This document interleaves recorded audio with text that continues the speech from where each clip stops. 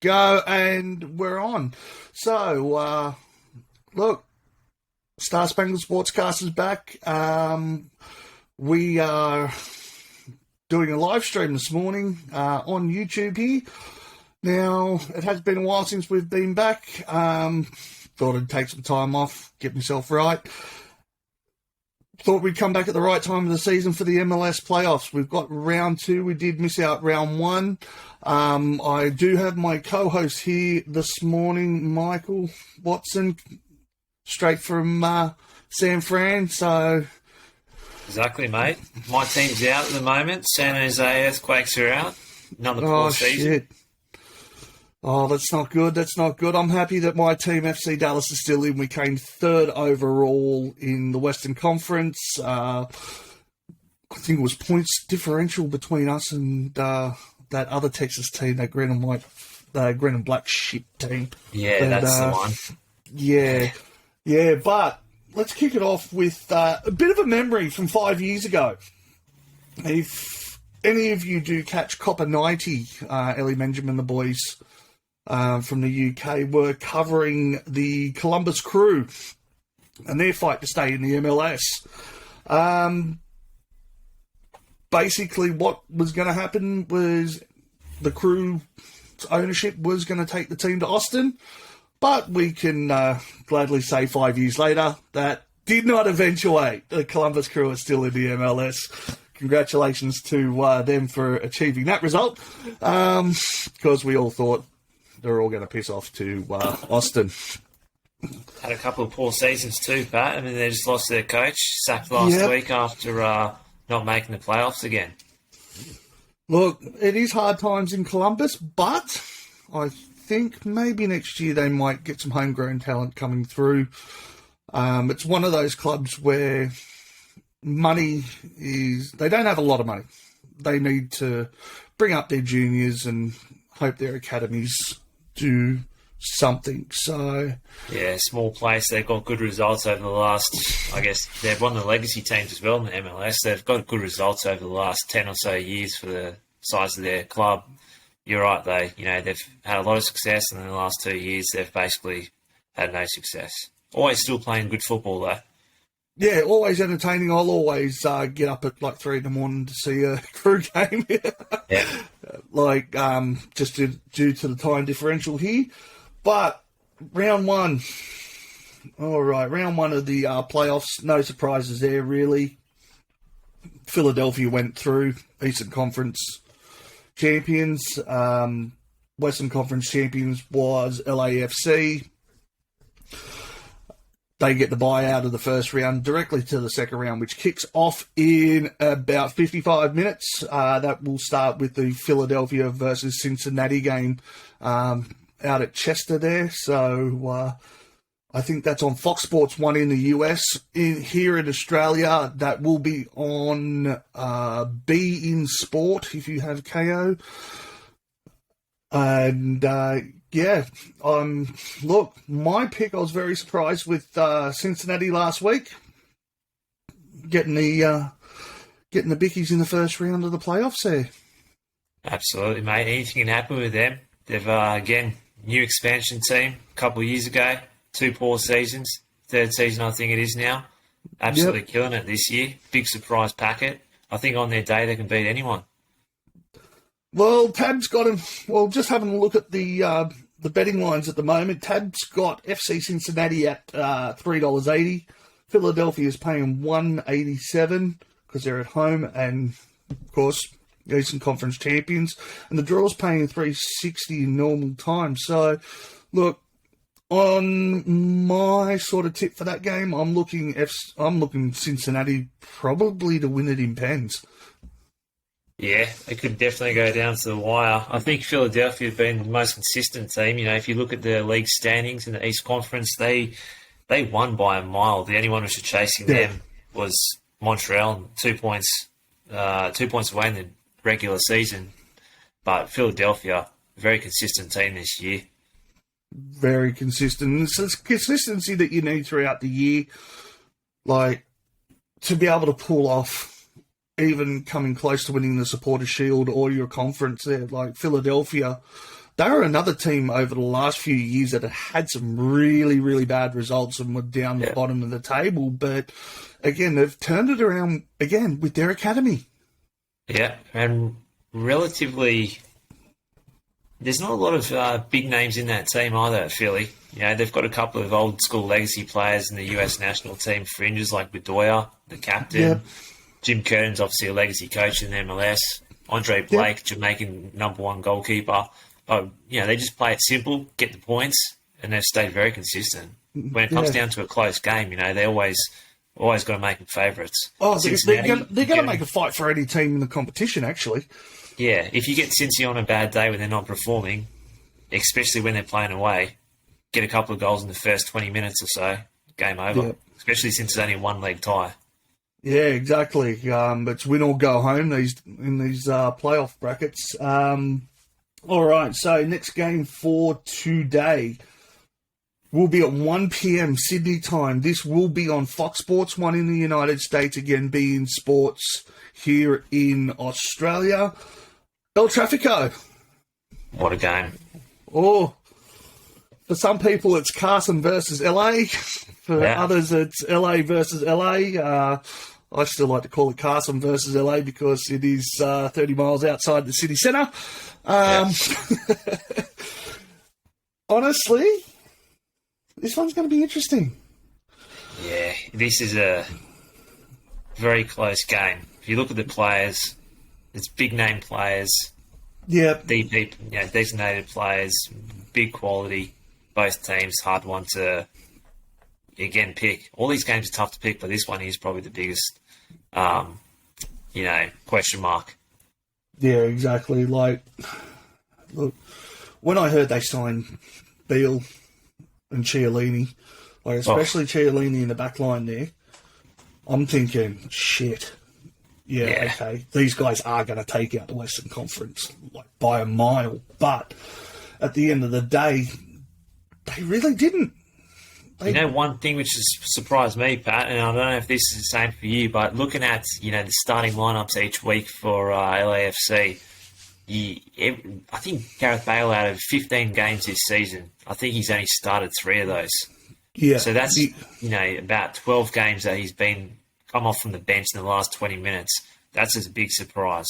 You know, I don't know if it's a fitness issue, attitude issue, because he has had attitude issues throughout his career. Obviously, he's a winner.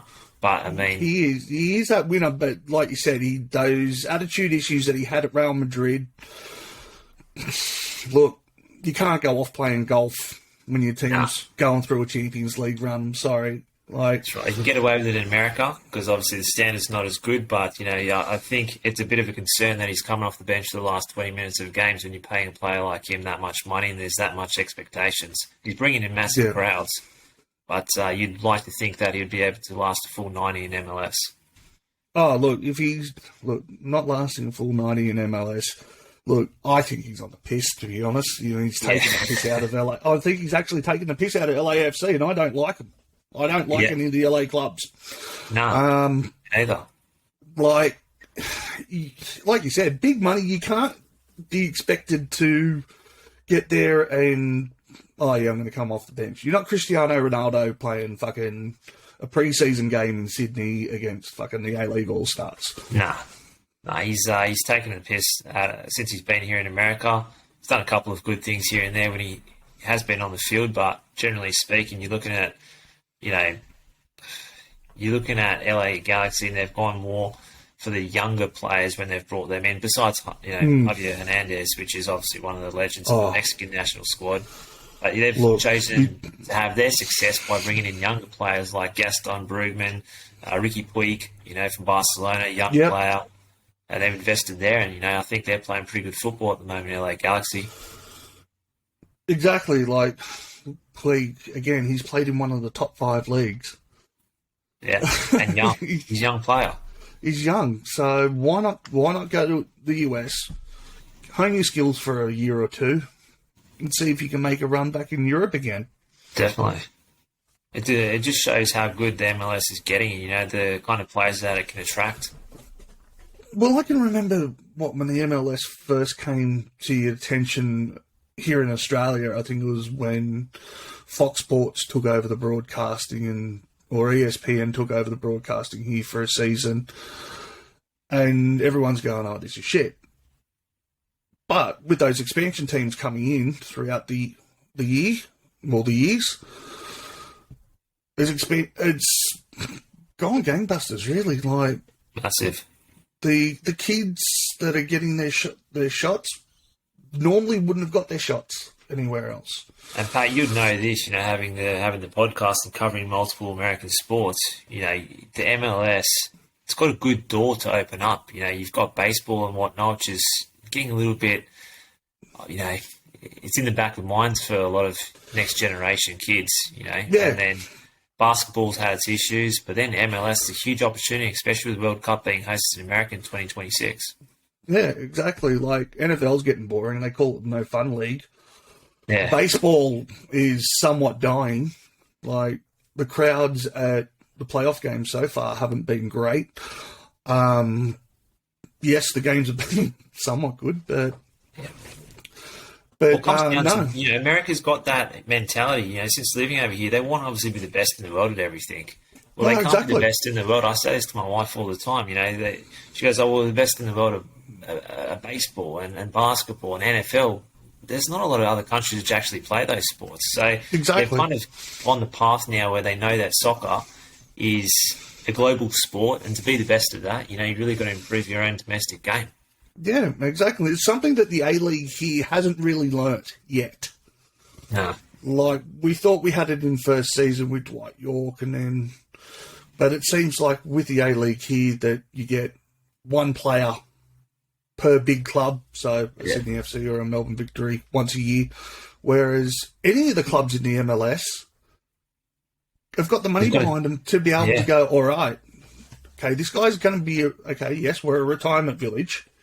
Yeah. But this guy is going to be able, we will sign this guy to X amount of money, but he's got to do something with the academy as well. And the crowds as well, Pat. I mean, you've seen teams like Cincinnati last year and Austin. Austin coming last for the last 2 years. Obviously a newly expanded team, but they're coming last year, and they're pulling in a crowd of 30,000 at their stadium, which is a nice stadium as well. But it is just quite last 30,000 people. I mean, your team, MacArthur FC. Can't pull in 600 people. 10, 12 people at the moment. And a dog. Can't forget the guide dog. It's a big difference. It was like the Australia Cup final. Sydney United packed out their end. MacArthur had 6 people in there. It's a cultural thing, It's it is. It is. Like a European turnout. Austin FC, you see an Austin FC game in the last, year, and it's flares are going off in the background. Yeah. Australia still has that mentality where you can't have a flare, otherwise your team gets fined. Yeah. Well, it somewhat is illegal unless you're on a boat here in Australia. But next game will be Monday, so the 24th. 4 a.m. Australian time, so it's going to be on ESPN in the US, again, beIN Sports in Australia. So if you're in Australia or New Zealand, beIN Sports is the place for all your MLS needs. So we got 4 a.m. Montreal versus New York, Manchester City FC. Who's your tip, Pat? Oh, shit. Look, I'm a Man City fan. But I will go Montreal. Again, they've had a pretty decent season, Montreal. Another surprise pack. Another one, yeah. Like, again, you're thinking... You think that New York might run all over them, though? After watching New York's last game against Miami FC, it was a good performance. They absolutely killed him. Yeah. 3-0. Again, shake oil money does help. Yeah. But also, I'm not a big fan of New York playing out of Yankee Stadium either. Just quietly. It's the worst field for soccer in the league. Well, which is great because they've had to. I think they've had to change their ground for the simple fact that the Yankees are still in the baseball finals, which is fine by me. And then That's at 4 a.m. And then the next one, I think, again, the 24th is Monday, our time here in Sydney. 23rd American, so that'll be 11 a.m. Australian time. It is the Texas Derby. The best game. Game of the round. Game of the round. Ooh, how so? Well, man, it's a Texas Derby. All things are bigger in Texas, right? Pretty much. So, look, Austin, Dallas in Austin. Austin being a party town that it is, college football and all. Look, I'm going to hate to say it's going to go FC Dallas's way, but we're going to do it in penalties again. And if we do it in penalties, it'll be 5-4. Yep. I'm looking for a close game in this one as well. I think the attacking players that Dallas have, if they snatch a goal early in the game, I think it could be a 1-0 win if Austin score. Austin one of those teams where they like a high-scoring game. If they score, they just get on a roll. They kind of have that very attacking philosophy. Dallas FC, they've got a lot of players which are in contention for the US national team. In the World Cup in a couple of months over in Qatar. Areola, Leggett, Jesus Ferreira has probably been one of the best players in MLS this season. That three attacking bring forward. Speaking of Mr. Ferreira, I think he won an award throughout the week for MLS Top Young Player of the Season or something. Oh, he's a gun. He's a gun. Look, he fucked me the other day on the goal scoring because I put some money on him and he didn't score a goal for me, bugger. But here's what it is. So having a look at those two games, or the last three games that are around LAFC, LA Galaxy, I'm tipping LAFC to beat Galaxy, probably in penalties. Montreal to beat New York City. I'm going to take that one as... that one go into extra time, I think, and it'll be sorted after extra time if it does go into penalties. But that one will be a high-scoring fixture, that one. Same again with, I think, FC Dallas and Austin FC are going to be another high-scoring one. I think it might be a 2-2 going into extras. Probably won't score nothing through extras, play it safe a little bit, and then bring on the wacky world of penalties. Anyone's game then, 50-50. 50-50. Who are your teams again? You got Cincy, LAFC, CF Montreal, and Dallas. Nice. I'm going to go Philly. New York FC, I think, will just pip Montreal. I want to go LA Galaxy because I just like their philosophy a little bit better than LAFC. Yep. Carlos Vela's good. I'm not a fan of Gareth Bale. Anything can happen in that one. Steve Cherundolo, the coach, has done a good job coming into MLS. I think he was at Vegas over in the USL last year. Yes, he was. He's done a good job with Galaxy. And then I think I'm going to go FC Dallas just because of consistency. I think Austin, it's in Dallas, right? No, it's in Austin. Oh, it's in Austin. It is in Austin. So I mean, I'm going to go for the FC Dallas in that one, but I think if it's in Austin, it makes a big difference with that crowd, 30,000, all Austin supporters. It's a tough one to go. It's only a 3 to 4 hour trip, as you know, from Dallas to Austin by car. I think a lot of the guys from shout out to my boys at El Matador and the Dallas Beer Guardians. They're going to pretty much come out and pack that other end. Yeah, it's going to be a good atmosphere out there. And then who you reckon is going to take the MLS Cup this year? Oh, I'm always going to say my boys FC Dallas. Always hopeful. Haven't won a trophy since the Supporters Shield way back when.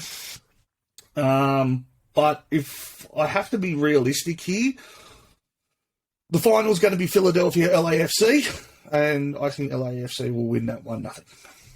Good shout. So you got LAFC. I'm going to go New York FC. I think last year, MLS Cup winners, I think they'll back it up this year, get a double. I think the East Conference is a easier route to get through to the final game. I think the West Conference has got better teams on paper, but I think New York FC, I think they might just take it. Well, look, let's take a look at the standings, right, from this year, and Well, they'll be coming in as a fourth. Just on that note, though, right? All right, so we'll just have a look at the standings here. All right, Eastern Conference. Yeah, Philadelphia shitted in by a mile. Right, they finished with 2 points in it between them and Montreal, and then another 12 between them and New York. Yeah.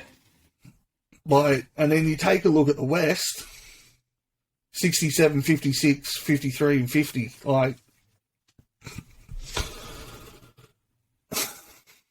Yeah, it's hard. It's hard. I think the next round will be interesting if both Philadelphia and New York City get through. Yeah.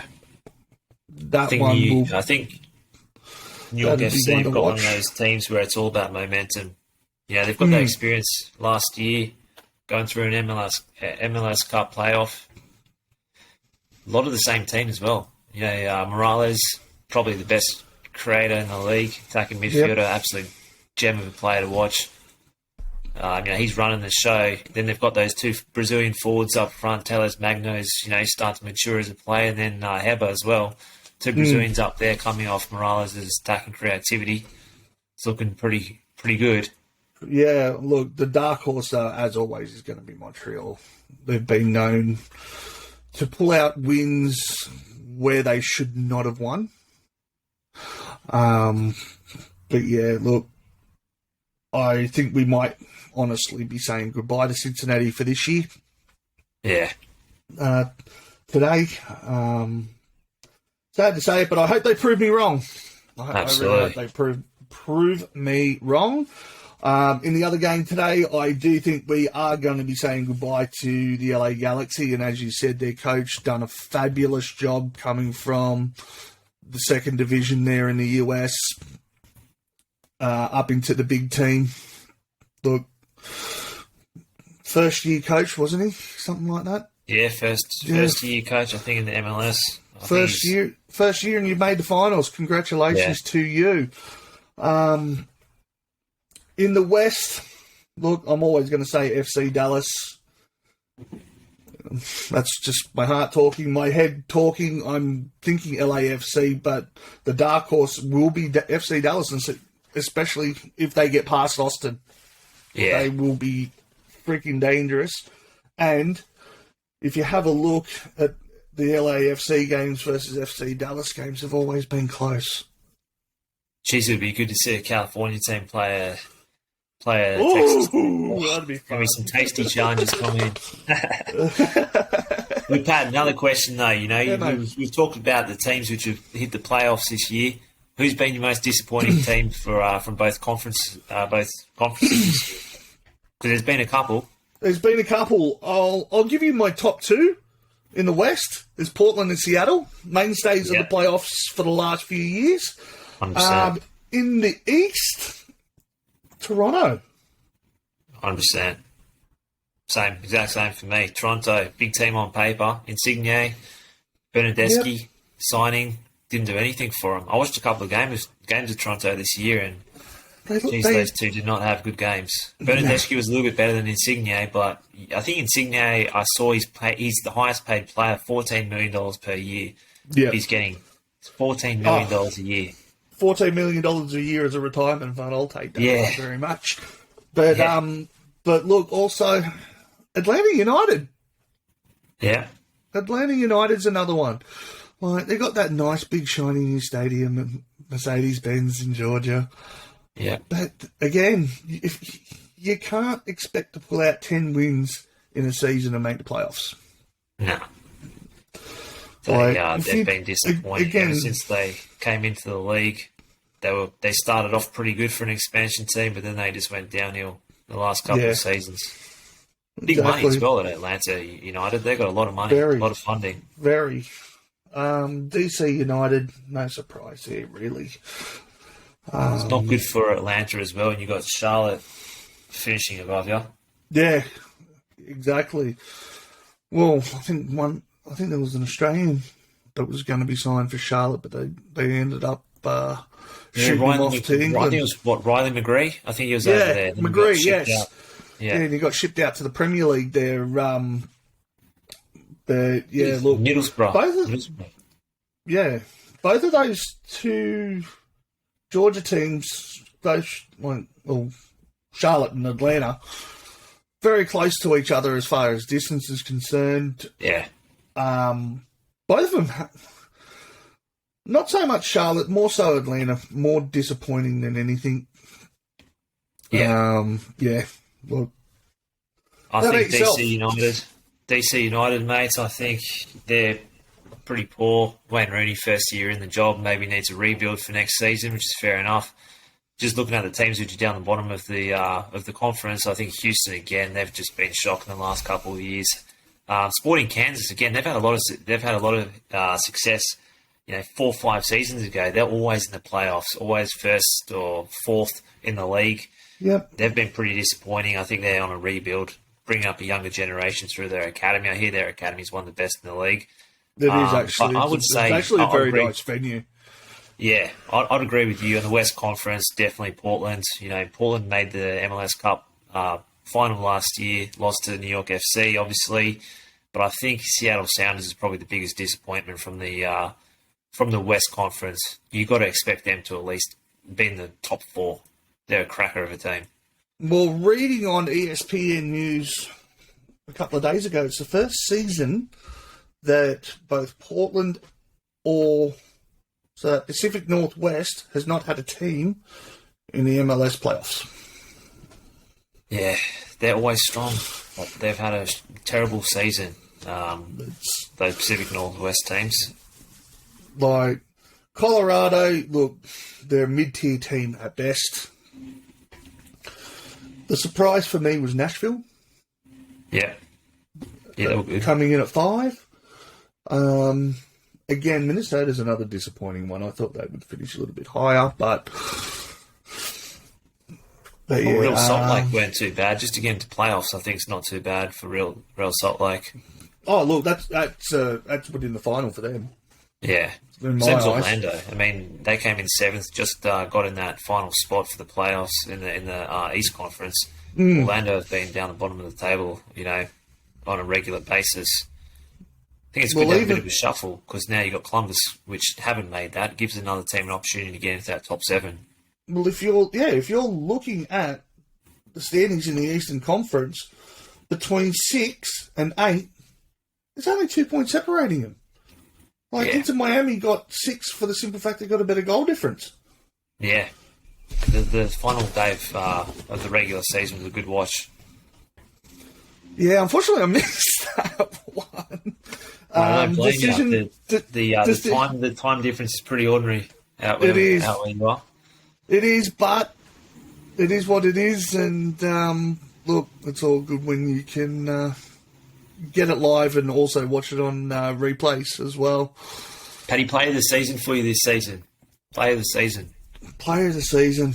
I know there's still a couple of big games left. Anyone could, pop up. I'm going to say Chiellini. I'm going to say Chiellini. Yep. The Italian centre-back, love him. Look, as you know, my team is the opposite of yours in Italy. On the other side of Milan, but the ex-Juventus player, Chiellini, for me. Good call. I thought you were going to say Jesus Ferreira, to be honest. He's been one of my players of the season. I would say in the playoffs, the playoffs so far, I would have to say, in the last probably 10 weeks, I think Gaston Brugman and Ricky Puig have been pretty good for LA as well. That's why they're going so good recently. Yeah. Yeah. It's a good little centre midfield partnership. I mean, you've got the Uruguayan Brugman who's got experience coming out of Serie A for, I think, Cagliari, and then you've got Ricky Puig who's, coming out of the Barcelona setup. Some good creativity and some good hard work. Both of them exactly, and especially both of them coming out of one of the top 5 leagues as well. They know what pressure's like week in, week out. Well, especially with Cagliari there, like Yeah. the minnows of the Serie A there at one point, but look again, for me, you are right. I would totally agree with you on that. It's Well, you know what it's without like doubt. European football, Paddy. If you don't get that result, the supporters are going to be throwing coins and boots at you, and they're going to be outside in the car park Mate. waiting for you. Coins and boots are the least of their worries. It's I think it's more the especially in the Greek league, the motorbikes and 50-foot bloody poles that they ride around with. Absolutely. That's what it's all about, though. You know, they're paying their hard-earned dollars to watch that game. Yeah, They want to get that result. yeah, they want that result. And again, look, I'm not imploring the US to go the same way, but please don't. Nah. But look, each one of these teams that are in the playoffs so far deserving to be there, I feel, and I think it's going to be a great weekend of football. Absolute cracker. It's been a good podcast, Paddy. I think it's looking forward to watching the games a little bit later tonight, and we'll have to make another podcast when maybe when we get to the final, when the two conference teams meet up. Exactly. All right. Well, I might be doing something my lonesome next week, and Yeah, we might be barbecuing. might be barbecuing. Yes. Oh, actually, I think I might crack open the old Weber out the back and get that smoke going on some ribs and that while I Sounds good, on mate. Monday. I'll crack open a couple of oil can Fosters and down them. No worries. Well, all right. Well, that's the show for today. Again, I do thank you for watching the diatribe of dribble that we've just put you through for the last half an hour. So if you're in Australia, Be In Sport is the place for all of your MLS needs. Today, it's going to be kicking off in just under half an hour, Philadelphia versus FC Cincinnati, followed by El Trafico, the game of the day, in my view. That will be kicking off at 1 o'clock. Again, both games in the US will be on Fox Sports 1. All right, so that's everything for today. I hope you guys all stay safe. I hope your teams do well. And thanks for tuning in. Cheers, guys. Have a good one.